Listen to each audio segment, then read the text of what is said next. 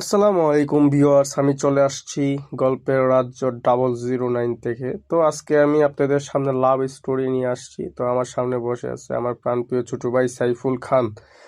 তো ওর love story কিছু আমাদের সাথে শেয়ার করবে। তো দেরি না করে ওর কাছ থেকে ওর লাভ স্টোরি সম্পর্কে আমরা এখন জানবো।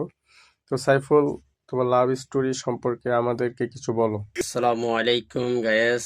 আজকে আমার ভাইয়ে আমাকে আবেদন করছে প্রেম কাহিনীর গল্প শোনাইতাম। তো আমার জীবনে একটি মেয়েকে আমি ফোনে কথা কইতাম, পছন্দ করতাম তাকে। তাকে যখন ফোনে কথা কইতাম তখন তা আমাকে বলছে, তুমি আইবা কখন বাড়িতে? তখন আমি বলছি আমি জামু।